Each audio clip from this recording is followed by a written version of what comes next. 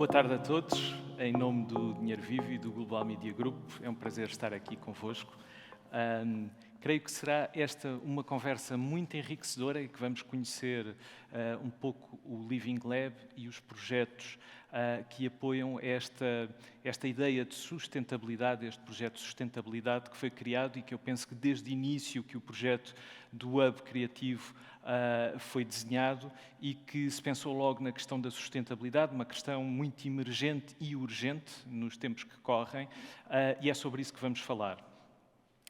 Teremos uma primeira fase de apresentações, em que cada um de vocês irá fazer a apresentação do vosso projeto. Eu começaria por José Mota Leal, que apresentasse o Hub Criativo do Beato, e uma vez que temos aqui uma ausência de Eduardo Silva, por motivos pessoais que não se pôde juntar a nós hoje, e que falaria sobre o Lisboa é Nova, será o José Mota Leal a assumir, no fundo, essa apresentação.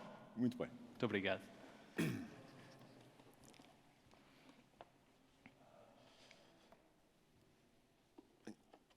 Então, muito obrigado e boa tarde a todos.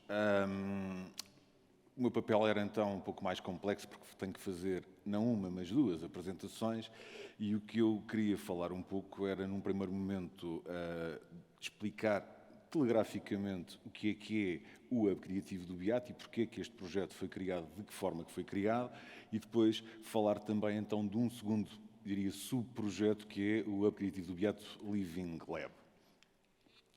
Portanto, em termos de localização, nós estamos na freguesia do Beato, em frente de Rio, mas numa zona que foi, ao longo de todo o século XX e até muito recentemente, uma zona sobretudo industrial.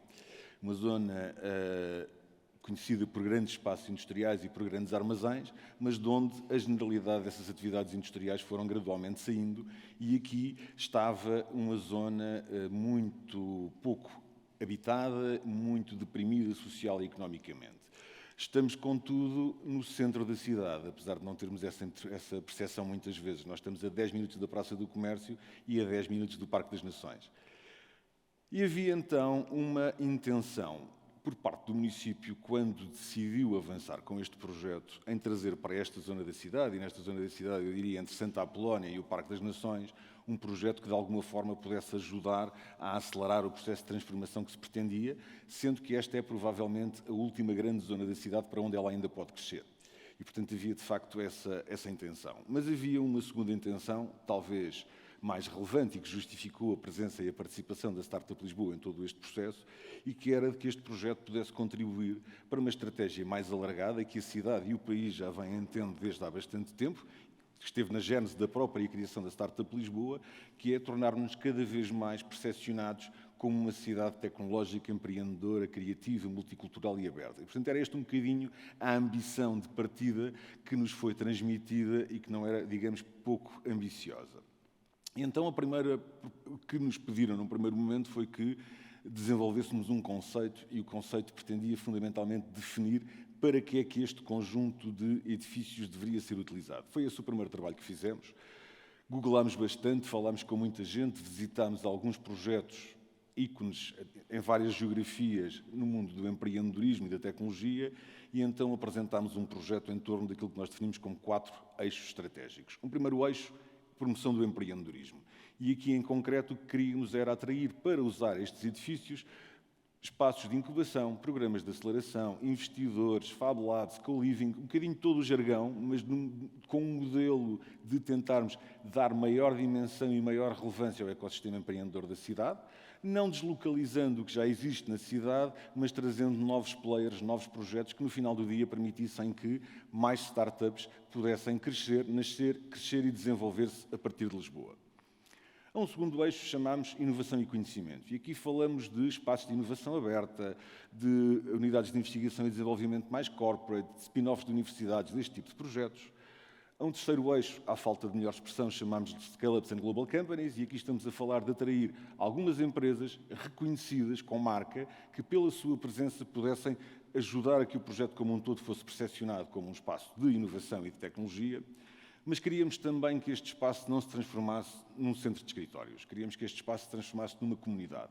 E definimos então como relevante criar um quarto eixo que chamamos Indústrias Criativas. Na nossa definição, atividades orientadas ao negócio suportadas em criatividade. Gaming, som, música, new media, este tipo de atividades. Para além disto, era também fundamental termos um conjunto de serviços. Estimamos grosseiramente que quando todo este espaço estiver reabilitado, o que necessariamente demorará ainda algum tempo, mas que trabalharão aqui cerca de 3.000 pessoas, e portanto era também necessário disponibilizar serviços para essas pessoas, mas não só, para que este espaço tivesse também capacidade de atração para os outros lisboetas que não trabalham cá ou para quem nos visita que possa também vir cá e usufruir. No momento da definição deste conceito, tínhamos ainda alguns pressupostos, que alguns já os fui referindo. Um deles era, obviamente, atrair para aqui projetos de inovação, atrair os mais inovadores que se pudessem aqui localizar, novos players e não deslocalizar projetos que já estivessem na cidade. A ideia não era concentrar aqui, num único local, todas as atividades de promoção de empreendedorismo ou dentro dos eixos que tocamos, era trazer novos projetos. Era provocar a interação entre as pessoas e entre as várias entidades, sejam elas uma pequena startup ou uma grande multinacional, mas criar espaços e criar um modelo que permitisse provocar o choque, a interação entre estas várias pessoas. Acreditamos que no final do dia, quando ali num dos cafés tiver um web designer com um developer, isso pode dar um novo projeto, uma nova ideia e uma nova empresa. É um pouquinho esta a visão, se quisermos. Queríamos também, obviamente, criar uma comunidade criativa e vibrante que envolva também o bairro de alguma forma. Optámos por não ter nenhum comércio, tirando a parte de serviços de restauração, dentro do espaço, projetando que ele gradualmente se vai instalando junto da vizinhança e que possa também alargar o efeito e o impacto deste projeto em todo o bairro, e é isso que também pretendemos.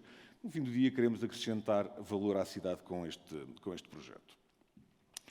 Queremos que ele esteja aberto à comunidade, inserido na malha urbana, ou seja, os espaços exteriores dentro do complexo estarão perfeitamente visitáveis. Qualquer pessoa poderá por aqui circular livremente e usufruir dos espaços que estão a ser criados. E depois tínhamos ainda dois pressupostos que foram quase a nossa bíblia de orientação. Um teve que ver com a preservação do património e do património industrial. Optámos, com uma exceção, porque não era possível de outra forma, por avançar para modelos de reabilitação e não demolição e reconstrução, também com uma dimensão de sustentabilidade ambiental, e quisemos deixar a memória. Em quase todos os edifícios irão existir peças de arqueologia industrial que relembrarão aquilo que era a utilização anterior de cada um dos edifícios, que mudarão naturalmente muito de funções. E, portanto, esta foi sempre uma preocupação. Acreditamos que o espaço tem uma história, que essa história lhe dá alma, que lhe dá valor acrescentado e, portanto, quisemos sempre mantê-lo. E, finalmente, mas não menos importante, a questão da promoção da sustentabilidade ambiental, que teve também ela sempre transversal a todo o projeto. Foi uma preocupação, contámos com a presença da Lisboa Nova, que hoje não pôde estar, mas que esteve presente ao longo de todo o processo, desde logo no desenvolvimento de um conjunto de guidelines que foram entregues a cada um dos edifícios com recomendações, para além daquilo que seria o cumprimento da regulamentação obrigatória naturalmente, mas com recomendações, quer do ponto de vista da fase de construção e reabilitação, quer do ponto de vista da fase de exploração, e desenharam então esses modelos de desempenho energético e ambiental para os diversos edifícios. Apostámos desde logo e desde o início em ser um projeto non-friendly para carros e, portanto, aposta clara no transporte público e na mobilidade suave. É o retrato também um pouquinho desta conferência que estamos hoje a fazer e do evento que temos aqui hoje, que também ele promove a mobilidade sustentável e suave. É também uma das razões por termos tido todo o gosto e o interesse em acolher aqui este evento. Vamos ter um edifício dedicado à instalação de um Repair Café. Um Repair Café é um projeto inspirado numa prática do norte da Europa, mas em que nos permitirá, em vez de deitar fora um pequeno objeto mobiliário ou um pequeno eletrodoméstico, trazê-lo aqui e aprender a repará-lo e poder reutilizá-lo em vez de ir comprar um novo. E, portanto, iremos também ter aqui uma presença física permanente deste conceito. E depois surgiu então, durante a fase já de execução e já com o conceito definido, a possibilidade de nos candidatarmos a este Living Lab. E agora passo então à apresentação do Eduardo. Não passa ainda, peço desculpa, vou ainda falar um pouquinho sobre os edifícios que aqui temos. Portanto, nós temos cerca de 18 edifícios que estão implantados numa área de sensivelmente 35 mil metros quadrados. A generalidade dos edifícios já estão contratualizados e, portanto, já têm os seus destinos finais definitivos traçados. Temos já, dos 18 edifícios, 4 praticamente prontos, vários a entrar em obra, alguns em fase de obra, outros em fase de licenciamento, e estamos ainda nesta fase em processo de negociação para a definição do destino final de 3 dos 18 edifícios. Passando então especificamente ao Living Lab. O Living Lab o que nos trouxe foi esta candidatura que fizemos ao programa EA Grants, juntando um conjunto alargado de parceiros, dos quais temos aqui hoje 2 representados, mas são no total cerca de 15 parceiros empresariais que se juntaram a este projeto. E o que isto nos permitiu foi ou dar corpo a ideias que já tínhamos ou conseguir trazer algumas ideias novas, alguns projetos novos, que todos eles visam de alguma forma melhorar a performance ambiental do projeto e dar maior notoriedade a esta preocupação. Passando muito telegraficamente, nós acabamos por, em conjunto com estes diversos parceiros, constituir 9 operações, que é como tecnicamente se designa no âmbito da candidatura que fizemos, e eu telegraficamente vou passar então por estas 9 operações agora. A primeira é uma operação que chamamos uma comunidade de energia inteligente. Era uma ambição que tínhamos já, mas que de facto agora julgamos ser possível concretizar com este projeto e com estes parceiros. O que já estava definido antes é que a generalidade dos edifícios irão ser produtores de energia, sobretudo solar, através, portanto, de fotovoltaico. Isso faz parte dos projetos dos próprios edifícios e já vinha de trás. O que é que aqui é inovador e o que é que aqui nos possibilita esta comunidade de energia? Possibilita-nos que, em todos os casos, ainda que pontualmente, os edifícios irão ter excessos de produção face àquele que será o seu consumo naquele momento. E o que estamos a criar é uma plataforma tecnológica que nos permite fazer intercâmbio dos excessos entre os edifícios que naquele momento estejam a necessitar de adquirir energia, com vantagens de sustentabilidade ambiental, porque não há perdas no transporte de energia e, sobretudo, também com vantagens económicas e financeiras, em que estamos a trabalhar numa rede local, não há tarifas de acesso à rede e é possível, quer para quem entrega, quer para quem recebe, que os custos da energia sejam muito mais vantajosos do ponto de vista comercial. É um projeto que já está a ser testado em outros locais, não há nenhuma comunidade de energia ainda em funcionamento e a ambição é, durante o próximo ano, termos já os primeiros edifícios reabilitados integrados nesta comunidade de energia. Depois temos um projeto com a Schroeder aqui presente, que eu vou só enunciar telegraficamente, que depois será apresentado com mais detalhe, mas que basicamente nos permite ter uma solução de iluminação exterior.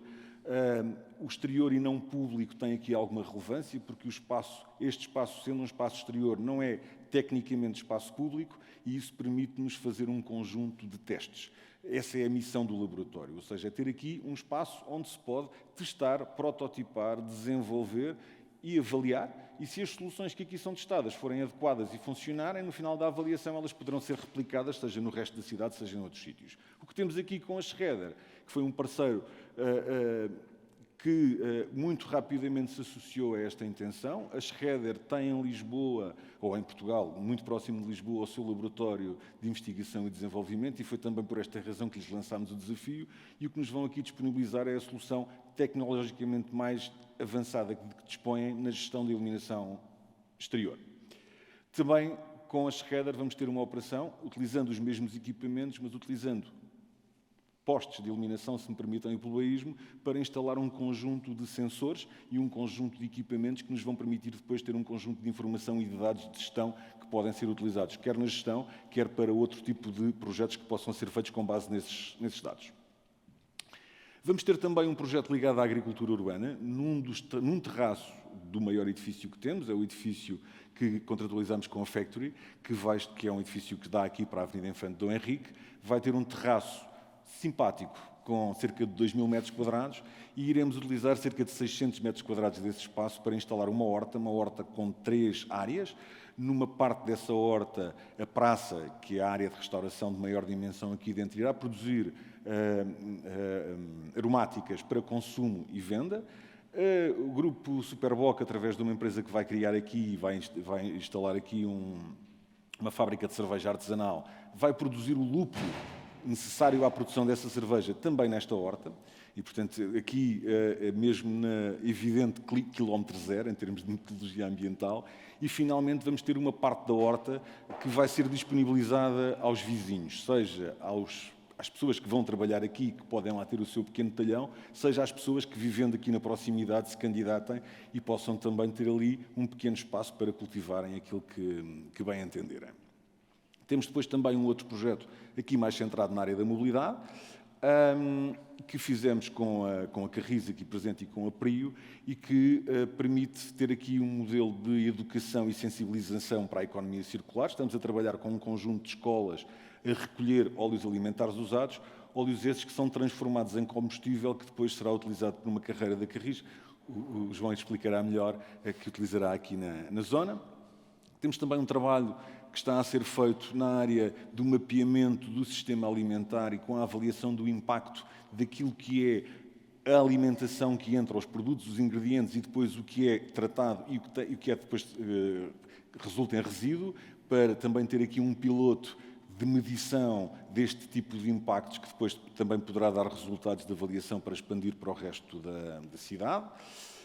Com a Schroeder temos também uma plataforma que permite depois recolher todos os indicadores e os dados de gestão destas várias operações e que permite agregá-los e que servem não só como forma de demonstração da obtenção ou não dos resultados, como também como plataforma de comunicação com o público em geral sobre aqueles que forem os resultados que daqui forem recolhidos.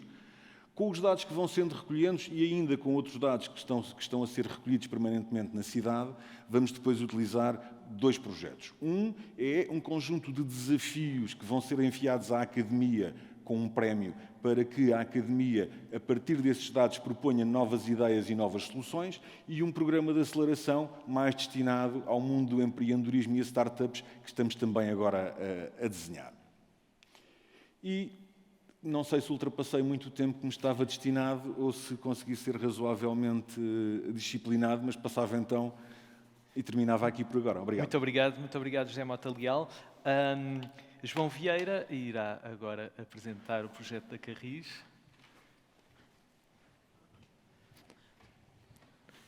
Muito obrigado, boa tarde a todos. Antes de mais, o agradecimento aqui quer à organização do Mobi Summit, quer ao Hub Criativo do Beato para estarmos presentes nesta sessão. E para falar de um projeto que nós temos muito entusiasmo, que é o Beato Biobuzz, e que estamos aqui a desenvolver em conjunto com a Startup Lisboa, com o Hub Criativo do Beato e também com a Prio, que é o parceiro mais tecnológico. Eu se calhar começaria só por fazer aqui uma breve apresentação da Carris. Eu acho que a generalidade das pessoas que nos seguem, quer online, quer aqui na sala, conhecem a Carris. É o operador de transporte público de superfície da cidade de Lisboa. Temos cerca de 720 autocarros, também um bocadinho menos de 50 elétricos, 3 ascensores, um elevador, e operamos cerca de 100 linhas de transporte público na cidade de Lisboa, sendo que temos a particularidade, de facto, na zona geográfica onde nos encontramos neste momento, pelo menos os que estamos aqui na sala, somos de facto o principal operador de transporte público, porque é uma zona que está próxima, mas não suficientemente próxima para se ir a pé, de modos de transporte pesados aqui na região de Lisboa. E isto foi um fator particular de motivação para nos associarmos a este projeto do Living Lab do Hub Criativo do Beato. Também só dizer que este tipo de participação nestes projetos de inovação para nós é bastante importante, porque o setor dos transportes enfrenta hoje um conjunto de grandes desafios. Tem sido debatido ao longo dos últimos 2 dias e também hoje vários destes desafios e, portanto, eu não me vou alongar, mas a verdade é que temos hoje o desafio de estarmos cada vez mais integrados, ou seja, o nosso cliente hoje não é um cliente da Carris, não é um cliente da Gira, não é um cliente do metro, não é um cliente sequer do transporte individual, é um cliente que quer poder aceder aos diferentes modos de transporte de forma integrada e é isso que nós temos de ter a capacidade de lhe oferecer. Temos o desafio da sustentabilidade, que eu vou aprofundar um pouco, porque é a grande motivação, digamos assim, para participarmos neste projeto aqui do Hub Criativo do Beato, e que passa essencialmente por conseguirmos eliminar o nosso contributo para a poluição do ar na cidade. Nós sabemos que Lisboa tem problemas relevantes de qualidade do ar e nós estamos fortemente empenhados em garantir que damos o contributo para resolver esses problemas, mas também as questões da descarbonização, que é um problema transversal que afeta toda a sociedade de forma global e para o qual também temos um papel importante, e outras questões como o ruído, o próprio congestionamento, a segurança rodoviária, tudo isso são aqui aspectos importantes.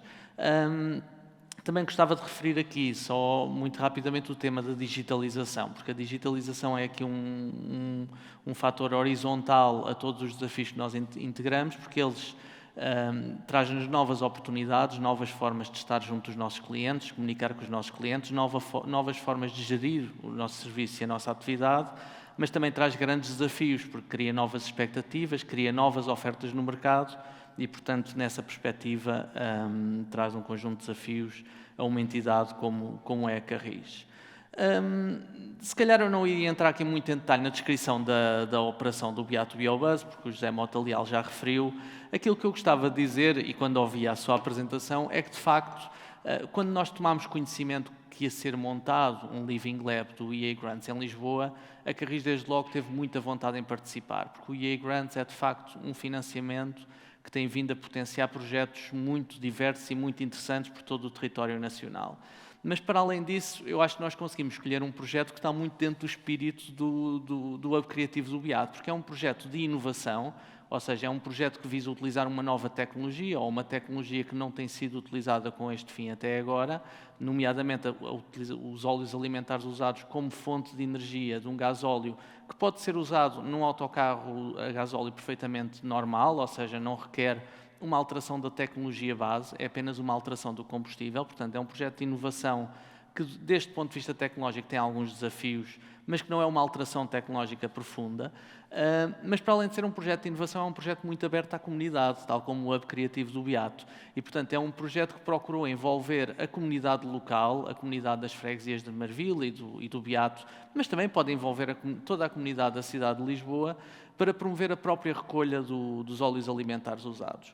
E, portanto, de certa forma, é um projeto verdadeiramente de economia circular, ou seja, aqui o objetivo é nós dizermos há um resíduo que deve ser valorizado, porque isso tem um impacto positivo no ambiente, e ao valorizarmos esse resíduo, vamos poder utilizá-lo num serviço que é um serviço importante para o funcionamento da cidade, mas também numa forma de tornar esse serviço mais sustentável e reduzir os próprios impactos ambientais desse serviço. Portanto, é um projeto completo de economia circular, onde vamos conseguir promover a reciclagem dos resíduos, que, como referi, é bastante relevante, vamos conseguir reduzir as emissões de gases com efeito de estufa, vamos conseguir aumentar a sensibilização ambiental da população, em particular porque estamos a trabalhar com a comunidade escolar e isso tem uma grande importância, e vamos também contribuir para melhorar a independência energética do país, que é hoje um tema que está muito na ordem do dia.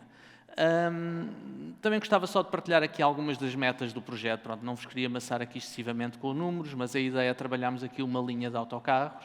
Portanto, estamos a falar de qualquer coisa como 6 a 8 veículos da Carris, veículos a diesel perfeitamente convencionais, iguais aos que vemos todos os dias na cidade de Lisboa.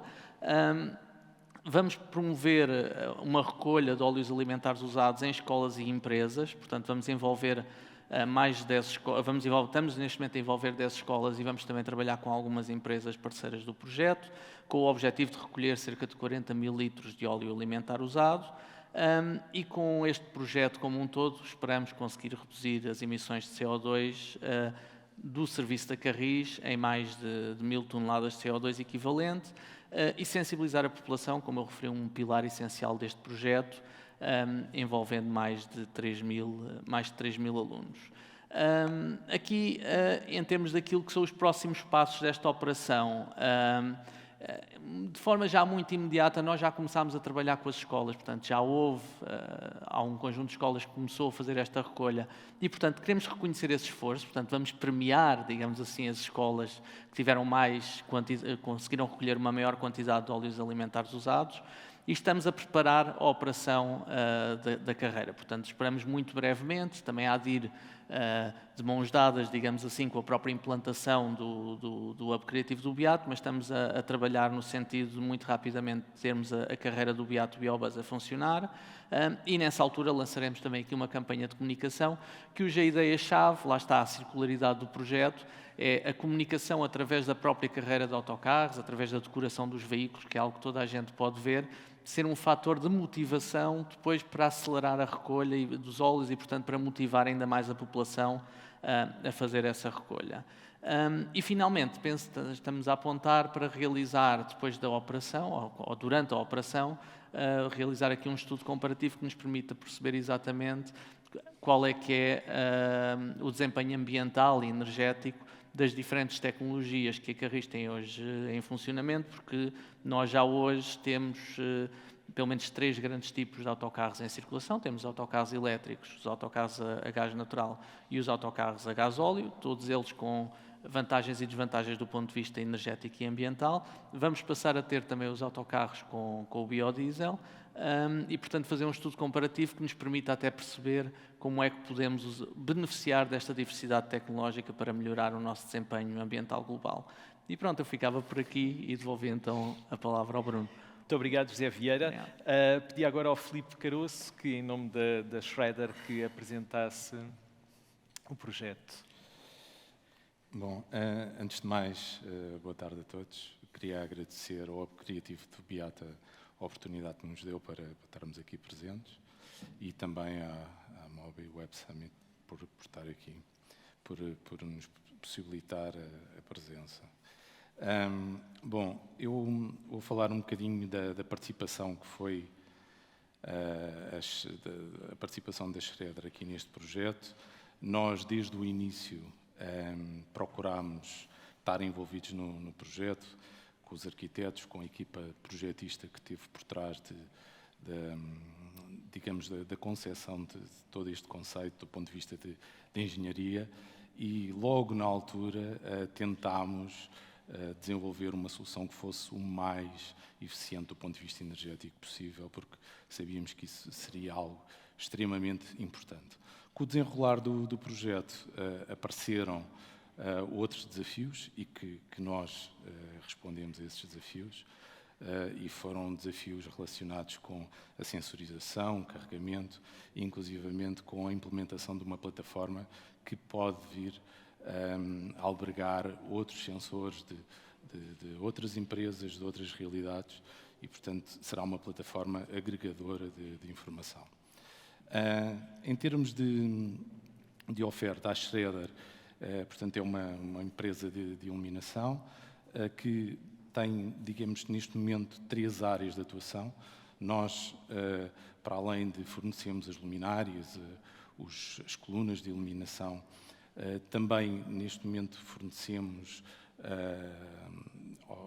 ou damos vida a essas luminárias e essas colunas de iluminação através de controladores que podem fazer uma comunicação permanente e através dos quais nós conseguimos ter toda a informação da luminária, o desempenho da luminária, consumos energéticos, comportamento dos sensores. Além disso, temos uma plataforma, que é o Excedra, que permite gerir todo esse ecossistema.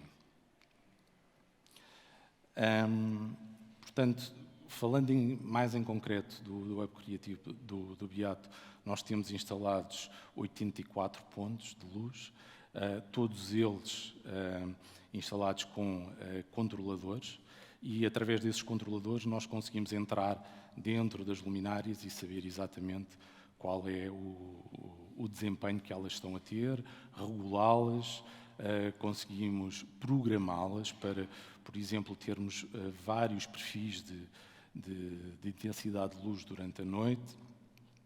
Além disso, conseguimos Incorporar também sensores de movimento, temos cerca de 30 sensores instalados aqui, que permitem contar pessoas, permitem ajustar a iluminação em função das necessidades do espaço.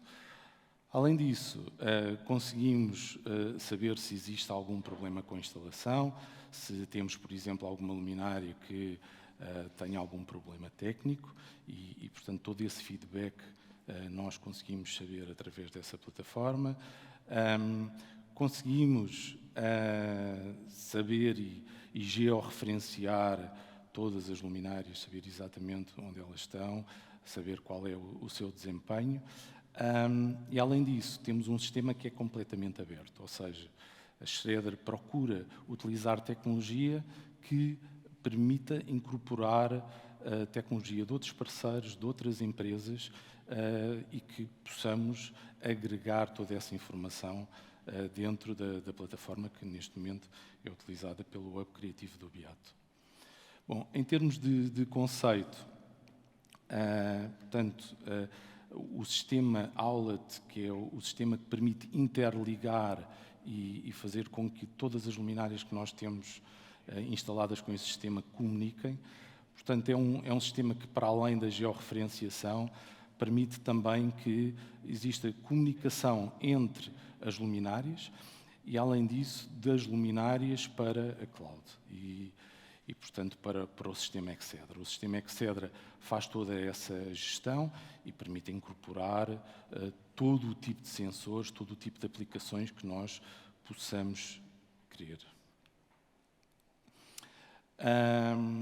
Portanto, falando do sistema Excedra que nós temos aqui, é um sistema aberto, interoperável, é um sistema customizável, permite fazer medição e partilha de dados, e aqui é um ponto que eu acho que é extremamente importante. Portanto, nós neste momento temos condições para recolher muitos dados e para utilizar esses dados depois em benefício não só do Hub Criativo do Beato, mas de outros projetos espalhados por Portugal e internacionalmente. Além disso, nós temos também instalados no Hub Criativo do Beato uns candeeiros modulares que se chamam Shuffle, e esses candeeiros têm uma série de funcionalidades agregadas. Portanto, esses candeeiros podem servir, e aqui em concreto no Hub Criativo do Beato, servem para carregar bicicletas elétricas, trotinetes, têm sensores de presença, PIR, que permitem saber se o espaço está a ser utilizado, contar pessoas. Tem um light ring RGB que muda de cor em função, por exemplo, se o candeeiro está a ser utilizado para carregar uma bicicleta, poderá estar a azul, se não está a ser utilizado um posto de carregamento, estará a verde, e é algo que é visível à distância, que as pessoas, os utilizadores do espaço público, poderão utilizar e poderão perceber onde é que podem carregar a sua trotinete ou a sua bicicleta. Temos também este sistema já aplicado na cidade para carregamento de carros elétricos. Outra das funcionalidades do Shuffle é incorporar som,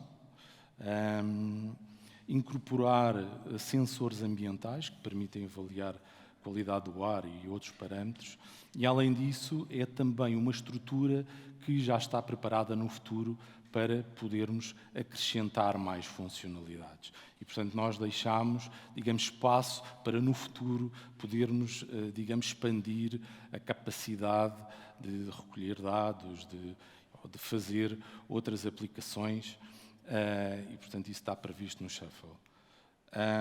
Podem ver aqui, portanto, temos nestas fotografias também um braço para incorporar câmaras de videovigilância, temos os tais sensores de qualidade do ar que estão a branco, e depois o light ring e a parte da iluminação, como é óbvio. E pronto, é isto. Muito obrigado. Muito obrigado, Filipe Caroço. Iniciamos agora a parte da conversa e deixo também ao público que aqui assiste, se quiser intervir, temos essa possibilidade e juntem-se a nós, coloquem as vossas questões e poderemos abrir também esta conversa a todos, que é esse o grande objetivo. Eu acho que isto é profundamente entusiasmante, devo dizer. José Mota Leal, e ao ouvi-lo falar do Hub Criativo, eu acho que a primeira pergunta que se coloca aqui é quando é que vamos ter isto tudo a funcionar e quando é que isto é uma realidade, porque não só é fervilhante do ponto de vista daquelas empresas inovadoras mais pequenas, que engloba aqui também empresas maiores, multinacionais, mas também leva à participação de empresas tradicionais, como a Carris, por exemplo, uma empresa de Lisboa que toda a gente conhece e que de algum modo está a participar num projeto como este, não é?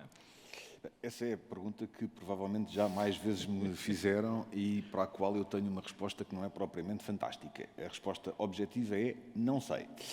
Quando tudo vai estar a funcionar, vai depender ainda de contratualizarmos os edifícios que estão em falta e de conhecermos exatamente o destino que têm. Isto dito, já estamos a funcionar. Começámos a funcionar praticamente no primeiro dia em que estabelecemos o conceito, desde os últimos 4 anos, obviamente, tivemos aqui um período complicado para todos, que foi o da pandemia, mas por aqui nós já acolhemos, eu diria, quase 1000 eventos, largas centenas de eventos, utilizando os espaços da forma como eles foram possíveis ser utilizados. Temos já, neste momento, alguns edifícios em funcionamento, ainda numa fase experimental, mas já temos as áreas de restauração abertas ao público neste momento. O primeiro edifício para instalação de startups, empresas tecnológicas, está em conclusão e, portanto, ao longo das próximas semanas, poderemos já ter as primeiras empresas a instalarem-se aqui. Próximas semanas? Próximas semanas. Falamos de outubro ainda? Falamos provavelmente de outubro ainda. E, portanto, quando tudo estará pronto, não sei, já há algumas coisas a acontecer e há cada vez mais coisas a acontecer e isso já nos vai deixando bastante satisfeitos porque a intenção, de facto, é que este espaço esteja vivo e esteja habitado. Falou de 2 coisas que são muito interessantes para uma cidade como Lisboa e da forma como as empresas estão a evoluir e estão a crescer dentro da cidade de Lisboa. Falamos de comunidade. É uma coisa fundamental e aqui podem vir a trabalhar 3.000 pessoas, mas num espaço que, como diz, será aberto a que qualquer pessoa possa entrar e de alguma forma possa também embeber aqui este espírito. E isso é muito interessante e isso leva-me aqui já numa viagem à Carris, porque o vosso projeto é um projeto de comunidade, é um projeto que abre aqui o serviço, que é um serviço público, que abre aqui à comunidade envolvente, às escolas, às crianças, que abre a possibilidade de se pensar o que é a economia circular e tudo através de uma empresa em que as pessoas estão habituadas a ver todos os dias, mas que não estão habituadas a ser desafiadas, não é? E a participar. Certo, certo. Eu, de facto, acho que este projeto que nós estamos aqui a desenvolver com o Hub Criativo do Beato é um projeto win-win-win, ou seja, por um lado, acho que é bom para a sociedade por causa das questões de sustentabilidade que eu já mencionei na apresentação, mas também é bom para o Hub Criativo do Beato poder mostrar que o projeto Hub Criativo do Beato não termina na porta de entrada do Hub Criativo do Beato, que está aberta, como já percebemos, mas que em qualquer dos casos não termina aí. E é também muito positivo para a Carris, um pouco por isso que estava a dizer, porque nos permite interagir com a nossa comunidade, que no fundo são também os nossos clientes, a população que nós queremos servir, de uma forma diferente, posicionando uma nova imagem, uma imagem renovada da Carris, de uma empresa de inovação e que quer posicionar-se e testar novas soluções. Mas também para nós é importante criar essa afetividade quase, digamos assim, com pessoas que são o futuro da cidade de Lisboa. Portanto, estamos a falar de uma comunidade de pessoas muito jovens que são o futuro da cidade de Lisboa e que nós temos muitas iniciativas para os conquistar desde o início. Agora tem sido muito falado e foi falado ontem amplamente a questão da gratuitidade para os mais novos, mas é um pouco isso. É desde uma fase muito inicial da vida das pessoas, no momento em que estão na escola, em que estão na sua fase mais educativa, não é? Nós conseguirmos habituá-los a criar um relacionamento com a Carris que já não é só o do operador de transporte público, já não é só o facto de poderem usar sem terem que pagar, é também o facto de ser ali um parceiro com que os pode ajudar é coisas tão simples como, de facto, apoiar a reciclagem de um resíduo que geram em casa e que, com isso, podem sentir-se a dar um contributo para a sustentabilidade do planeta. E olhar para os produtos que consomem com um olhar diferente e com um olhar de circularidade. Objetivamente isso. José, a tecnologia é fundamental e numa altura em que nós falamos de sustentabilidade e que falamos das reduções das emissões de CO2, neste caso continua-se a utilizar o diesel. Há aqui uma componente de circularidade e é isto que traz essa componente de sustentabilidade. Mas do ponto de vista da Carris, enquanto empresa, para onde é que caminha esta sustentabilidade? Que tecnologias é que nós temos hoje e que tendencialmente vão desaparecer para que venham a ser verdadeiramente sustentáveis, não é? E este pode ser um ponto de partida que temos aqui, não é?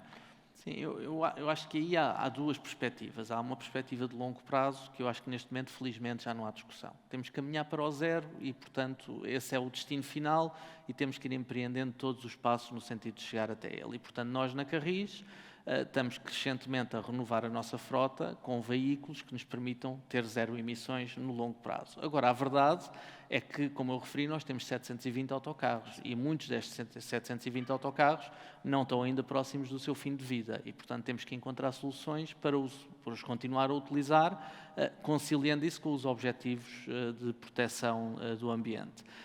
E, portanto, este é um exemplo de um projeto que pode contribuir para coisas como, por exemplo, a Câmara Municipal de Lisboa é uma das 100 cidades europeias que se comprometeu a ser neutra em carbono até 2030. Provavelmente a Carris em 2030 continuará a usar autocarros a diesel, porque ainda temos vários veículos que em 2030 não estarão... Vocês têm uma meta, os fabricantes automóveis têm uma meta, vocês têm uma meta para... A Carris tem uma meta interna de chegar a 2040 com uma frota completamente sem emissões locais. Como nós sabemos, nós não somos os produtores da nossa energia, portanto... se depois esses veículos têm emissões a montante por via da produção de energia, pronto, isso já não depende da Carris, mas temos esta meta dos nossos veículos não terem emissões até o ano 2040.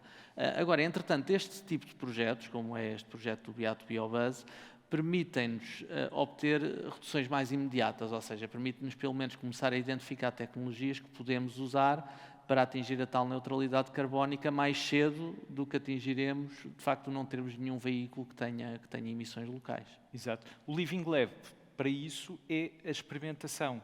É isso que significa, no fundo, este projeto, em que vocês podem experimentar hoje esta ideia, podem expandi-la dentro da cidade ou podem modificar o projeto inicial, podem criar novas ideias aqui dentro, experimentar novas formas de mobilidade utilizando os vossos transportes. É isso que representa o Living Lab? É isso que representa o Living Lab para nós. Aliás, a palavra leve, penso que vem de laboratório, portanto é precisamente isso. E vivo. E vivo, exatamente. E convém que continue vivo, não é? Não é uma daquelas experiências em que acabamos por ficar sem cobaia, não é? Não. Aqui a ideia é, de facto, nós experimentarmos, aprendermos, para podermos expandir, não só dentro da Carris, e acho que esta iniciativa é um pouco o reflexo disso, mas também comunicar aos nossos parceiros, aos nossos congêneres, para que possa até ser utilizado por outras entidades fora do nosso âmbito restrito, digamos assim.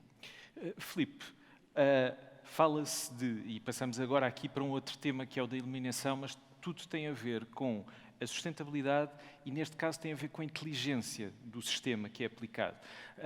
Nós, quando olhamos para uma iluminária na rua, no espaço público, para um poste de iluminação, e se ele for inteligente, nós não temos a percepção de que é inteligente. Ou seja, no fundo, esta fonte de iluminação inteligente é, de alguma forma, invisível para nós enquanto transeuntes. No vosso caso é diferente. Aquilo que eu vejo dá para ligar à eletricidade bicicletas, transportes de mobilidade, a mobilidade suave, não é? De trotinetes, bicicletas.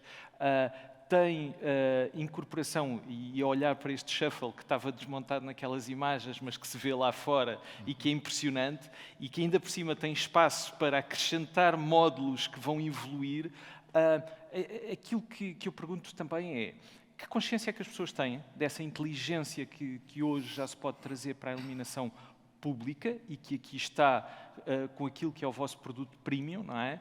Que consciência é que as pessoas têm e que consciência é que é possível operar também na mentalidade e nos orçamentos dos decisores públicos para expandir isto para toda a cidade, não é? Eu penso que as pessoas têm essa consciência porque nos últimos tempos em Portugal tem existido uma alteração quase massiva de tecnologia antiga, de lâmpadas de descarga para LED. É uma tecnologia que tem entrado de uma forma muito agressiva nos últimos tempos. E, portanto, as pessoas têm essa consciência. Porquê? Porque nós estamos a deixar de ter aquela luz muito amarela e passamos a ter uma luz mais branca. No início era um branco desconfortável, mas com a evolução da tecnologia temos passado para um branco mais confortável e, portanto, as pessoas percebem que têm menos luz, mas têm mais qualidade de luz. Bom, além desse ponto, e infelizmente não é esse o principal ponto que leva as autarquias e os gestores de espaço público a fazer essa alteração, porque estamos a falar em tecnologia que permite poupanças na casa dos 70% a 80%. 70% ou 80%? 80%, sim. E conseguimos, com essa alteração, continuar a ter boa qualidade de iluminação e, na generalidade dos casos, até melhor.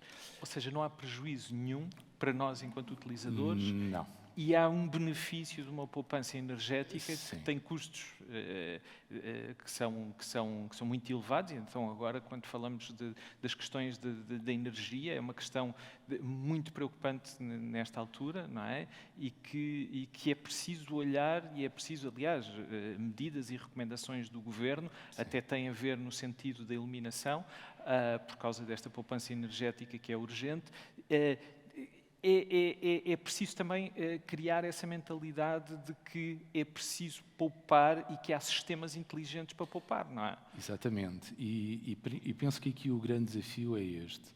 É que nós conseguimos poupar e, paralelamente, conseguimos dar condições às pessoas de utilização do espaço público tão bom ou melhor do que aquilo que nós tínhamos anteriormente.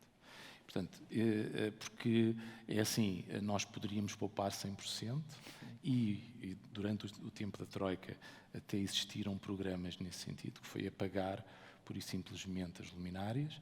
Não é isso que está em causa.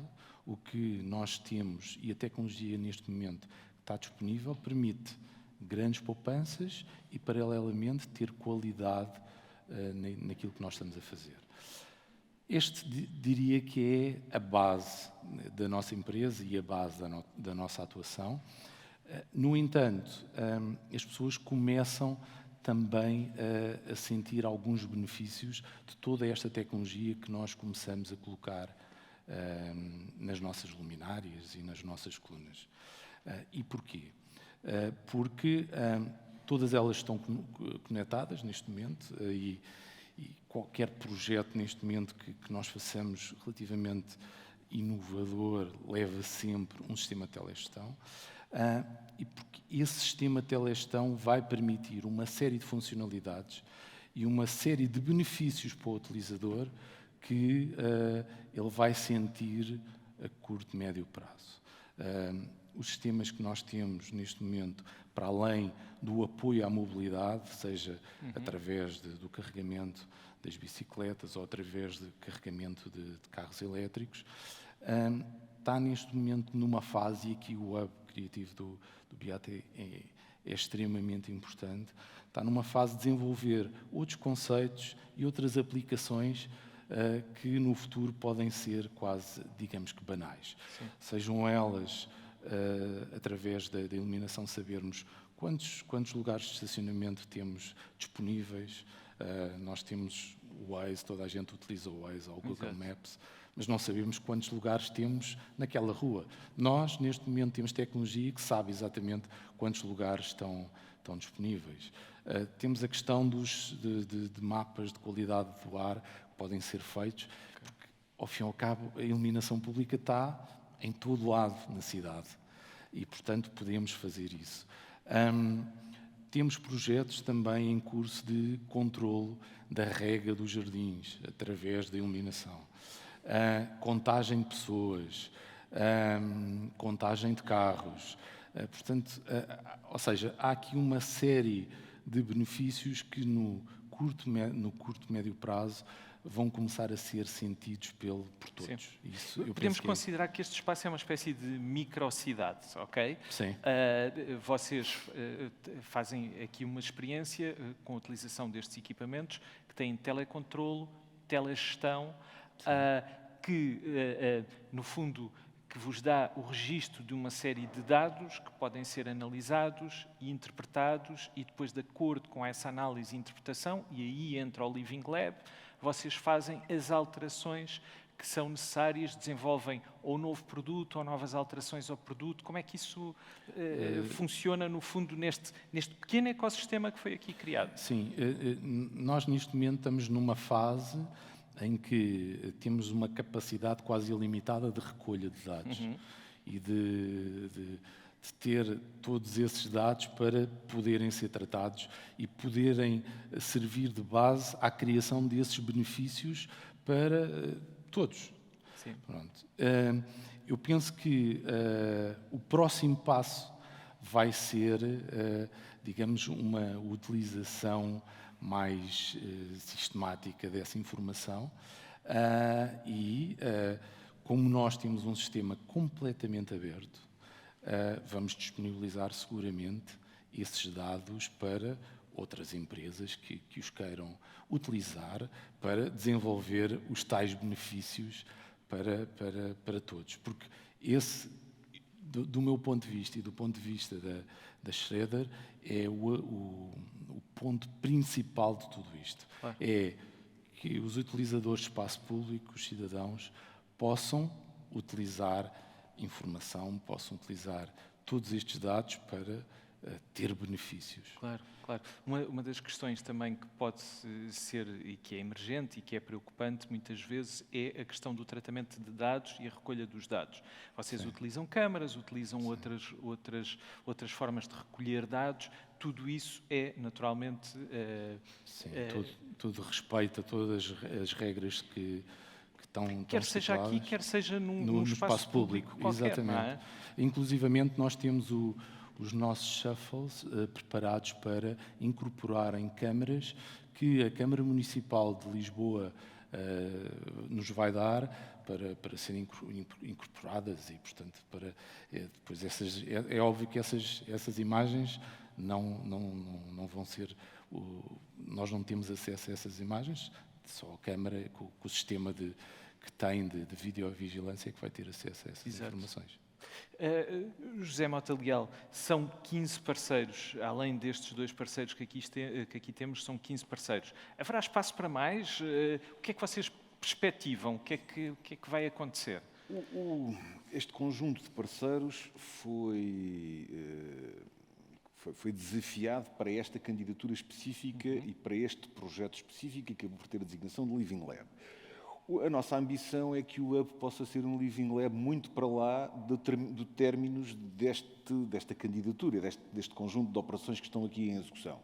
E, claro que sim, a intenção aqui é podermos usar esta microcidade, como lhe chamou, que tem essa ambição de sustentabilidade e de inovação, para que, para além destas operações que estão aqui a ser hoje já testadas, que outras operações com outros parceiros possam vir a ser testadas usando os dados que já estão a ser recolhidos e surpreendendo-nos com novas propostas. Isso aconteceu ao longo de todo o processo, desde a fase de concepção do Hub Criativo do Beato, que obviamente naquilo que era a sua matriz continua perfeitamente assente, mas depois, na sua execução, fomos sendo sempre surpreendidos por parceiros que nos foram chegando com novas ideias, novas propostas e que fomos acolhendo naturalmente.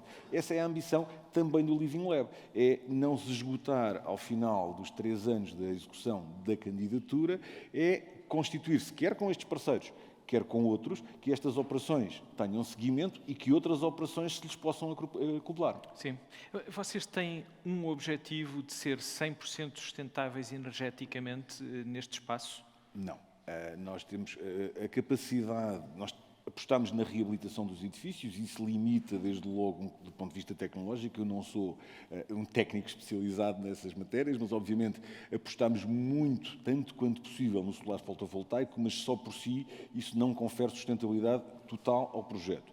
Queremos melhorá-lo, obviamente, através da comunidade de energia e das relações de partilha, e depois cada um dos edifícios implementa ou implementará um conjunto de medidas para a melhoria da sua própria performance em termos energéticos, mas não conseguiremos chegar à autossustentabilidade total.